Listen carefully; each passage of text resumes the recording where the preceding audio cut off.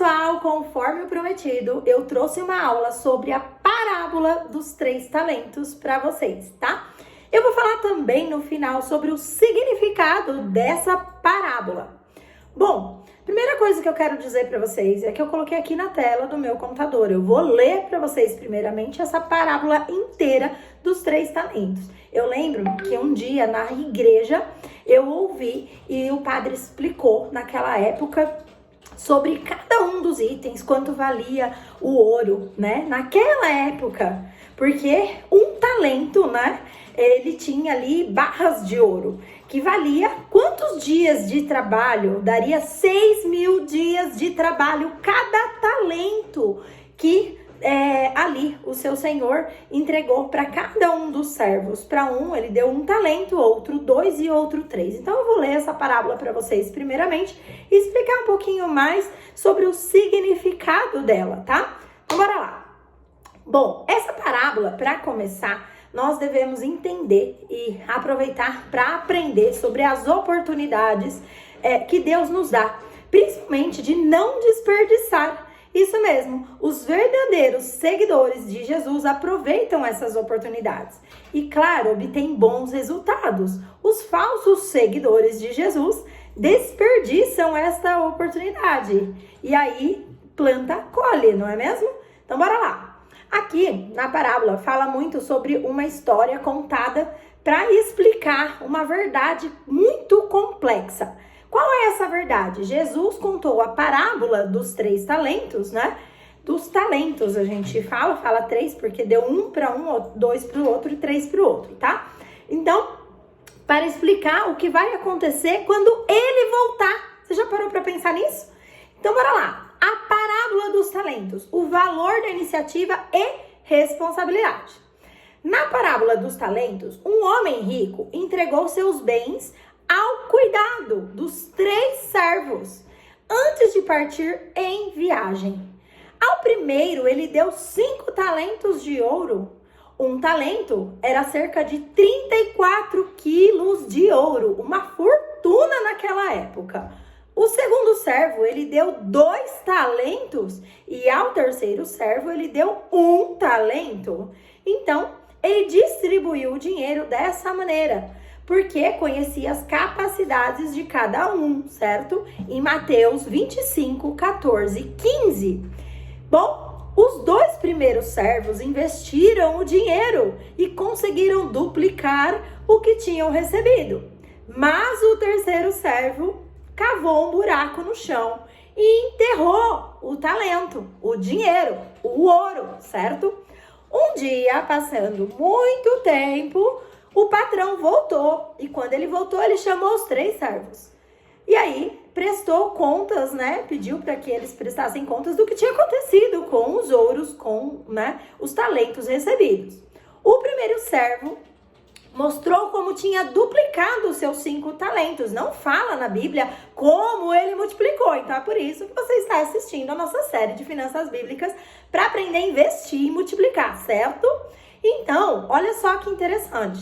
Ele explicou como ele fez para duplicar, né, os seus 5 talentos. E o seu senhor o recompensou. Mateus 25, 19 e 21. O segundo mostrou como tinha duplicado os seus 2 talentos e também foi recompensado da mesma maneira igual ao primeiro, porque ele duplicou os talentos recebidos. O terceiro servo desenterrou aquele talento de ouro e entregou de volta ao seu patrão. E ele se desculpou dizendo que não quis fazer nada porque ele tinha medo. Eita, palavra ruim no nosso vocabulário, né? Ele tinha medo de severidade do seu senhor. Mateus 25, 24, 25. Mas o senhor ficou muito zangado com este servo. Mesmo tendo medo, teria sido fácil e seguro emprestar o dinheiro a juros ao banco. Isso está escrito lá na Bíblia. Está falando para que pelo menos tivesse colocado dinheiro no banco e nem isso ele fez. Ele simplesmente enterrou. Ele tinha desperdiçado uma grande oportunidade. Por isso, o patrão mandou tirar o talento dele e dar ao servo, né, que fez 10 talentos, certo? Que pegou e duplicou de 5 para 10. Então, e com os de 10, e lançar o servo ruim, um servo mau, preguiçoso, nas trevas. Mateus 25, 28, 30. E o que essa parábola tem de significado para que a gente aprenda a lidar com o dinheiro, com as finanças, com as dívidas, com cada centavo que Deus coloca em nossas mãos? Na parábola dos talentos, o homem rico representa Jesus, né? Na parábola, depois que ele ressuscitou. Ele deixou a terra, mas confiou sua missão, sua autoridade e seus dons aos seus seguidores. Mateus 28, 18, 20. O nosso trabalho como seguidores de Jesus é trabalhar para a glória de Deus, investindo tudo o que recebemos dele.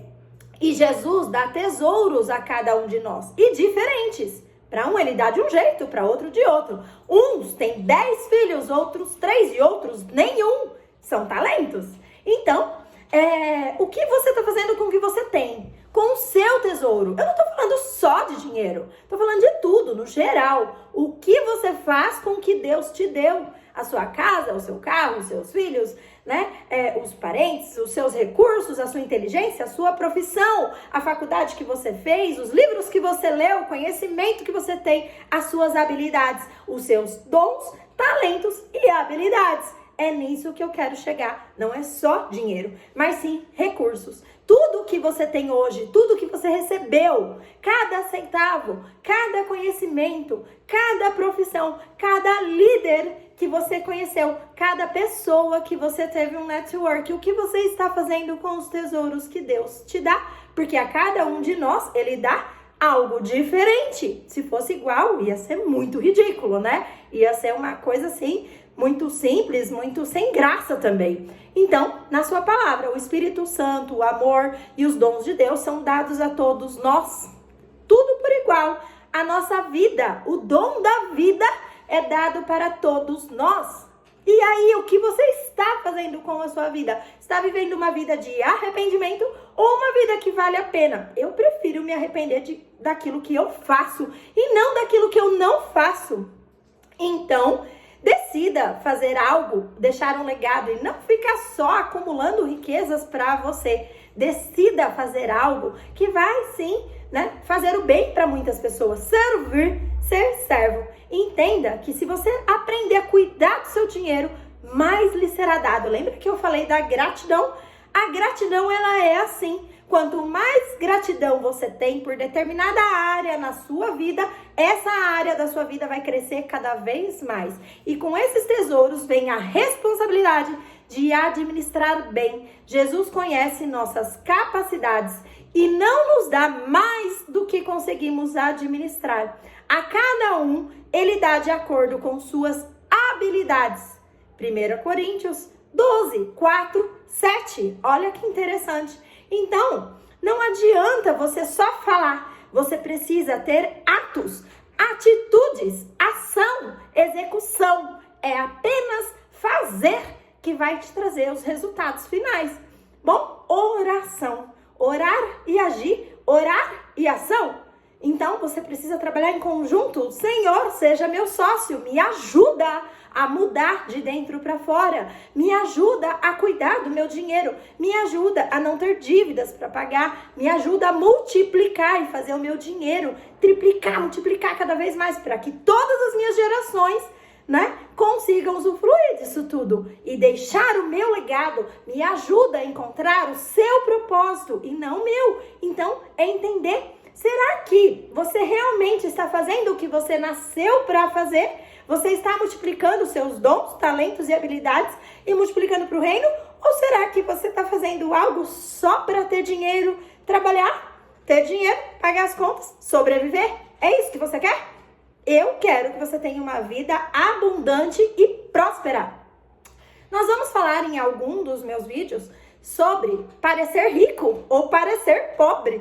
Então, existe uma grande diferença aí, tá? Das pessoas que ostentam e, na verdade, tá devendo muito mais, milhões por aí. Então, é você entender qual é o seu lugar, quais são os seus princípios, os seus valores, para você começar a entender melhor esse processo financeiro e cuidar do seu dinheiro, das suas finanças, da sua casa, da sua vida.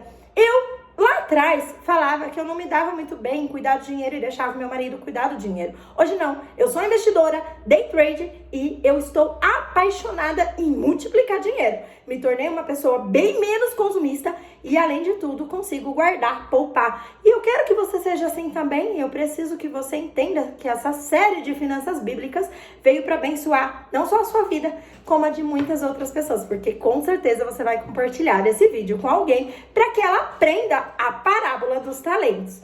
Bom, eu vou deixar depois um outro vídeo falando da mulher virtuosa, né, de Provérbios 31. Então não perca esse vídeo também. Beijo grande e até a próxima!